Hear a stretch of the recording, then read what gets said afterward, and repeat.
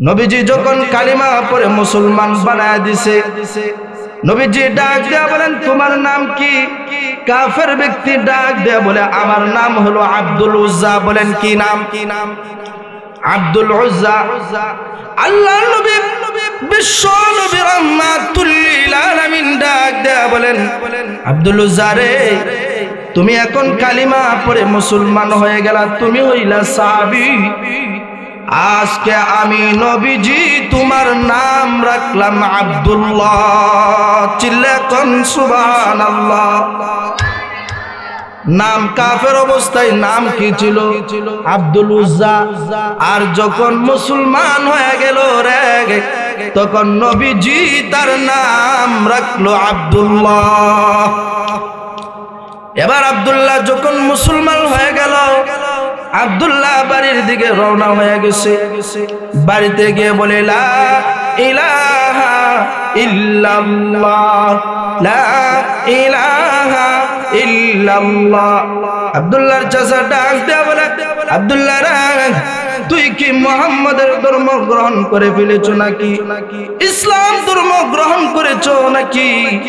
আব্দুল্লাহ ডাক দেয়া বলে গোপন রাইখা কোনো লাভ নাই। বলে হ্যাঁ, আমি ইসলাম ধর্ম গ্রহণ করে ফেলেছি। আব্দুল্লাহর চাচা ডাক দেয়া বলে আব্দুল্লাহ রে, তুমি যেহেতু ইসলাম ধর্ম গ্রহণ করেছো, তুমি যখন মুসলমান হয়ে গেছো, তুমি কিন্তু ধন সম্পদ থেকে বঞ্চিত হয়ে যাইবা, টাকা থেকে বঞ্চিত হয়ে যাইবা, পয়সা থেকে বঞ্চিত হয়ে যাইবা, বাড়ি থেকে বঞ্চিত হয়ে যাইবা, সব কিছু থেকে বঞ্চিত হয়ে যাইবা। আব্দুল্লাহ ডাক দেয়া বলে চাচা গো, আমাকে সব কিছু থেকে তুমি বঞ্চিত করতে পারো, কিন্তু এক সেকেন্ডের জন্য বিশ্ব নবীর দরবার থেকে আমি সরতে পারবো না।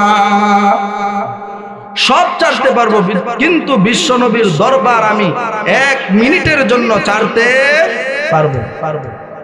এবার আব্দুল্লাহর চাচা ডাক দেয়া বলে আব্দুল্লাহ রে,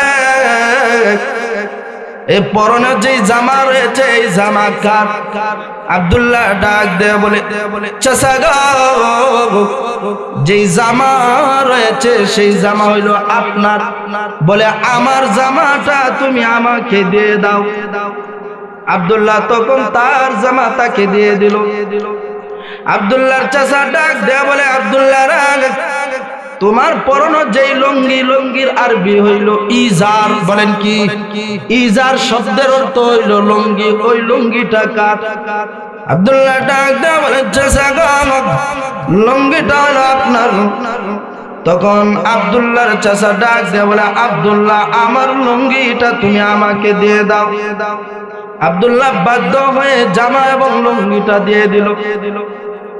লুঙ্গি যখন দিয়ে দিল, আব্দুল্লাহ উলঙ্গ হয়ে গেল। আব্দুল্লাহ চোখের পানি জোর জোর করে কান্নাকাটি আরম্ভ হয়ে গেছে। আমার কথা বুঝে থাকলে বলুন, আল্লাহর পরে যার দয়া মায়া বেশি তার নাম কি? একজনে কইছে মা। বলেন আল্লাহর পরে যার মায়া দয়া বেশি তার নাম কি? মা। এবার আব্দুল্লাহ ধর্মের মার কাছে চইলা গেল, যা বলে মা গো, আমি বিশ্ব নবীর দরবারে যাব, আমাকে লজ্জাস্থান ঢাকার মতো একটু কাপড় দাও না। মার দয়া মা বেশি, এমনি মা আব্দুল্লাহকে লজ্জাস্থান ঢাকার মতো একটু কাপড় দিল। লজ্জাস্থান ঢাকার মতো যখন একটু তার মা একটু তাকে কাপড় দিল, আব্দুল্লাহ নবীজির হুজরা মুবারকের দিকে রওনা হয়ে গেছে। নবীজির হুজরা মুবারকের মধ্যে দাঁড়াইয়া রইছে। কিছুক্ষণ পরে আল্লাহর নবী বিশ্ব নবী রাহমাতুল লিল আলামিন হুজরা মুবারক থেকে বের হইয়া সামনের দিকে তাকাইয়া দেখে একটা উলঙ্গ ব্যক্তি দাঁড়ায় রইছে। আল্লাহর নবী বিশ্ব নবী রাহমাতুল লিল আলামিন ডাক দেয়া বলেন মান আনতা, তুমি কে? বলে আমি হইলাম আব্দুল্লাহ। তখন আব্দুল্লাহ বলেন ইয়া রাসূলুল্লাহ, ইয়া হাবিবাল্লাহ, ওগো নবীজি, কিছুদিন পূর্বে মক্কার জমিন থেকে একটু দূরে খেজুর গাছের নিচে বৈশা যখন আপনি কোরআন শরীফ তেলাওয়াত করতেছিলেন, আর ওই সময় আমি কালিমা পড়া মুসলমান হইছিলাম, ওই আব্দুল্লাহ হইলাম আমি। চিল্লায় এখন একবার সুবহানাল্লাহ। এমনি আল্লাহ নবী বিশ্ব নবী রাহমাতুল লিল আলামিন ডাক দেয়া বলে, আব্দুল্লাহ রে, তোমার তো ধন সম্পদের কোনো অভাব নাই, টাকা পয়সার কোনো অভাব নাই, ঘর বাড়ির অভাব নাই, কাপড় চোপড়ের অভাব নাই, তোমার এমন অবস্থা কেন?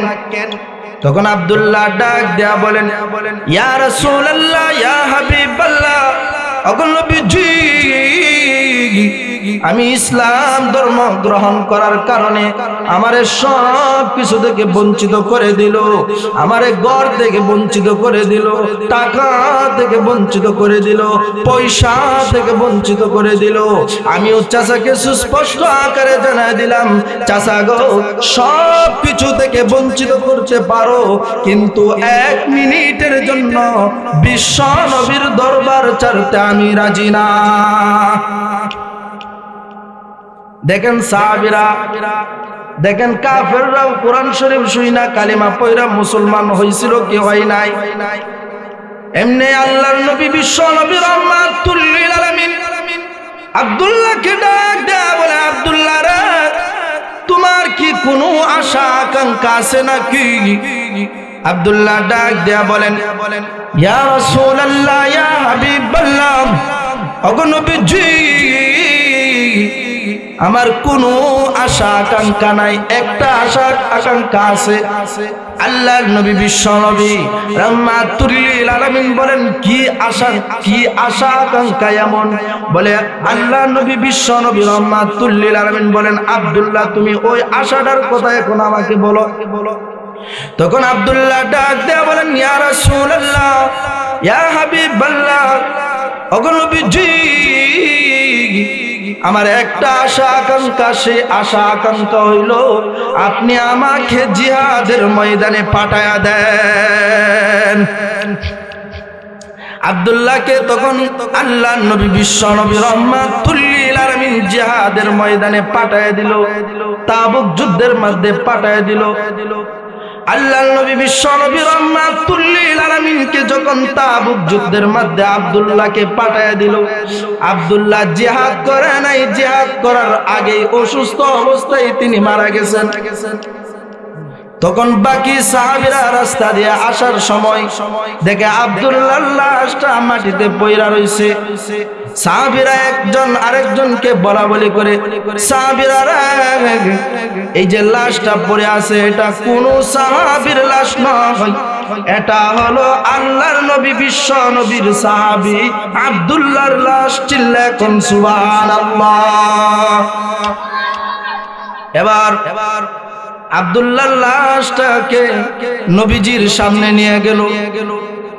সাহাবীরা যা বলেন, ইয়া রাসূলুল্লাহ, ইয়া হাবিবাল্লাহ, ওগো নবীজি, আপনার আব্দুল্লাহর মনের আশা আল্লাহ পূরণ করে দিয়েছেন, শহীদ হয়ে গিয়েছেন। আল্লাহর নবী বিশ্ব নবী রাহমাতুল লিল আলামিন ডাক দেয়া বলেন, সাহাবীরা রে, শুনে রাখো, আমার আব্দুল্লাহকে তোমরা গোসল করাও, সব কিছুর ব্যবস্থা করো। তখন সাহাবীরা নবীর কথা শুইনা আব্দুল্লাহকে গোসল করাইয়া কাফন দাফনের সব কিছু ব্যবস্থা করেছি। সব কিছু ব্যবস্থা কইরা নবীর কাছে যায় বলে, ইয়া রাসূলুল্লাহ, ইয়া হাবিবাল্লাহ, ওগো নবীজি, আমরা সব কিছু ওকে করে ফেললাম। তখন আল্লাহ নবী বিশ্ব নবী রাহমাতুল লিল আলামিন ডাক দেয়া বলে যে, সাহাবীরা, জানাজার জন্য প্রস্তুতি হয়ে যাও। তখন জানাজার জন্য প্রস্তুতি হয়ে গেল। তখন আল্লাহ নবী বিশ্ব নবী রাহমাতুল লিল আলামিন আব্দুল্লাহর জানাজা পড়াইলো। আব্দুল্লাহর জানাজা পড়াইয়া যখন কমপ্লিট করলো, জানাজা যখন শেষ করলো, মা যখন সন্তানকে দুধ খাওয়ায় এরকম ভাবে সন্তানকে লয়, আল্লাহর নবী বিশ্ব নবী রাহমাতুল লিল আলামিন আব্দুল্লাহর লাশটাকে আসমানের দিকে নিয়া আসমানের দিকে তাকাইয়া আল্লাহর নবী বললেন, আল্লাহ গো, আমি আব্দুল্লাহর প্রতি খুশি, তুমিও আব্দুল্লাহর প্রতি খুশি থাকিও। সুবহানাল্লাহ নাই?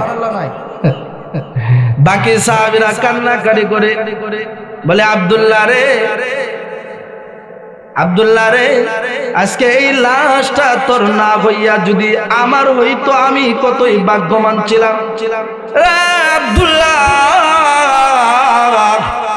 এই লাশটা তোর না হইয়া যদি আমি এই সাহাবীর হইতো, আমি কতই ভাগ্যবান ছিলাম রে, যে আল্লাহর নবী আসমানের দিকে নিজে লাশটা নিয়ে বলে, আল্লাহ গো, আমিও আব্দুল্লাহর প্রতি রাজি খুশি, তুমিও আব্দুল্লাহর প্রতি রাজি খুশি তাকিও। 1400 বছর পূর্বে, 1400 বছর পূর্বে নবীজি যখন মক্কার জমিনের মধ্যে কোরআন শরীফ তেলাওয়াত করছে, আর নবীজির কোরআন শরীফের তেলাওয়াত শুনে কাফের বেঈমান ইহুদিরা কালিমা পয়রা মুসলমান হয় কি হয় নাই? আর এই যুগের কিছু আস্তিক আর নাস্তিক দেখা যায়, যেই জায়গার মধ্যে কোরআনের কথা হবে, হাদিসের কথা হবে, হাদিসের কথা হয়, কোরআনের কথা হয়, কিছু নামদারি মুসলমান মুনাফিক মার্কা মুসলমান তারা ওই সমাজে গিয়া ওয়াজ মাহফিলকে বাধা দেয়। এমন মানুষ সমাজে আছে না নাই? আরো জোরে বলেন, আছে না নাই? 1400 বছর পূর্বে নবীজি কোরআন শরীফ তেলাওয়াত করার কারণে কাফের বেঈমানরা কালিমা পয়রা মুসলমান হইছে। আর এই যুগের মানুষ দেখা যায় কোরআনের আলোচনা হবে, এই জন্য আল্লাহর নবী বলেছেন, আমি দুনিয়া থেকে চলে যাব, কিন্তু দুইটা জিনিস রাইখা যাব। চিল্লা কোন কয়টা জিনিস? আরে আরো জোরে বলেন, কয়টা জিনিস? আরো জোরে। আরে আজকে নির্বাচন যদি হইতো, রাস্তাঘাটে যদি মিছিল নিয়ে বের হইতাম, কত জোরে গলা ভাঙ্গা বলতেন, কিন্তু এই জবান আমার আল্লাহ দিয়েছেন। দুইটা জিনিস রাইখা গেছে আল্লাহর নবী। আল্লাহর নবী নিজে হাদিসের মধ্যে বলেন, তারাক্তু ফীকুম আমরাইন লান তাদিল্লু মা তামাসসাকতুম